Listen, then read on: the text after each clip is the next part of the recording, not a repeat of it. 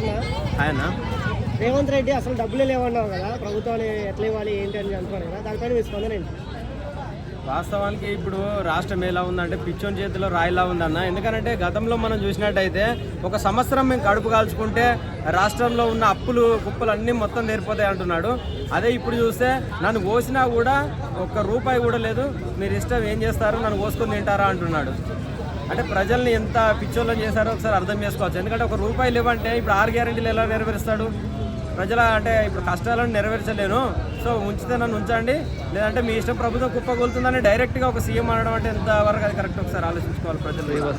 అంటే రెండు మాటలు మాట్లాడడం, అంటే ప్రభుత్వంలోకి వచ్చినాక ఒక మాట, ప్రభుత్వంలో రాకముందు ఒక మాట మాట్లాడడం ఎంతవరకు? అంటే గతంలో కూడా ఆయన ఒక నేషనల్ మీడియా ఛానల్తో చెప్పడం జరిగింది, స్వయంగా రేవంత్ రెడ్డి గారే చెప్పడం జరిగింది.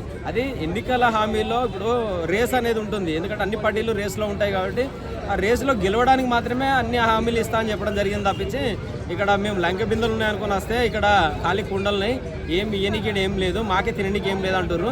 సో ఈ సందర్భంగా రేవంత్ రెడ్డి గారికి ఒకటి సందర్భంగా ఇది చెప్తున్నాను, రేవంత్ రెడ్డి గారు తప్పకుండా మీ ఎమ్మెల్యేల జీతాలు, మీ ఎంపీల జీతాలు, మీ ముఖ్యమంత్రి జీతం ఒకసారి ఆపి ఒక 4 సంవత్సరాలు 3 సంవత్సరాలు ఆపితే రాష్ట్రంలో ఉన్న పేద ప్రజలందరికీ కూడా ఉన్న అప్పులతో సహా అన్ని హామీలు కూడా నెరవేరుతాయని నేను కోరుకుంటున్నాను.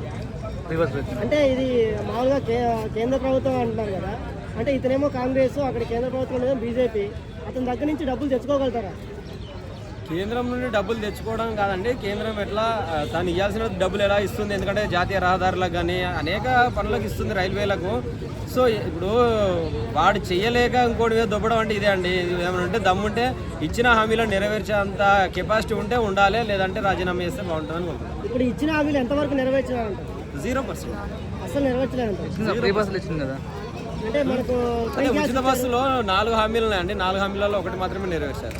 ఫ్రీ గ్యాస్ ఇచ్చాడు, 3 గ్యాస్ అంటున్నాము. అన్ని పథకాలలో 4 గ్యారంటీలు ఉంటే ఒక్కొక్కటి మాత్రమే చేస్తూ వస్తున్నాడు. అంటే ఓవరాల్గా 10% కూడా చేయలే, అంటే ఈజ్ ఏ ఫెయిల్యూర్ సీఎం. ఆయన కూడా కొంచెం టైం కావాలి కదా, ఇప్పుడే వచ్చింది కదా, టైం ఇస్తా అంటారు కదా ప్రజలు. ఆయన దగ్గరనే అంటుండు, నా దగ్గర హామీలు నెరవేర్చని డబ్బులు లేవు, రూపాయలు లేవు, నన్ను పోసిన రూపాయలు లేవు. నిన్న ప్రెస్ మీట్లో ఆయన స్వయంగా చెప్పడం జరిగింది కదా, డబ్బులు లేనప్పుడు, నువ్వు నెరవేర్చలేనప్పుడు, నువ్వు ఇన్కమ్ను క్రియేట్ చేయలేనప్పుడు నువ్వేం సీఎం?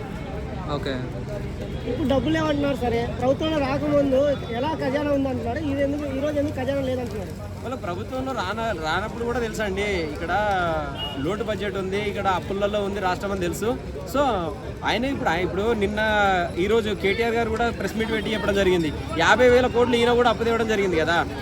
అదేంటండి, తెలంగాణ విడిపోకముందు లోటు బడ్జెట్ లేదు కదా తెలంగాణ మాత్రం. అవునండి, అప్పుడు ఆ బడ్జెట్ ఎంత అండి, రాష్ట్ర బడ్జెట్ 2,000 కోట్లు అయితే ఇప్పుడు 18,500 కోట్లు, అంటే ఎంత పెరిగింది? సుమారు 80% 95% పెరిగింది. అంటే అప్పుడున్న పార్టీ, అప్పుడున్న బీఆర్ఎస్ పార్టీ ఎంతవరకు తీసుకురాగలిగింది ఒకసారి చూడండి. అంటే బీఆర్ఎస్ పార్టీ మొత్తం అప్పులు చేసి వెళ్తుందంటారా మీరు? నేను అదే అంటున్నా, అప్పుడు 2,000 కోట్లు ఉండే, ఇప్పుడు 18,500 కోట్లకు ఇన్కమ్ పెంచిందండి, బడ్జెట్ పెంచింది.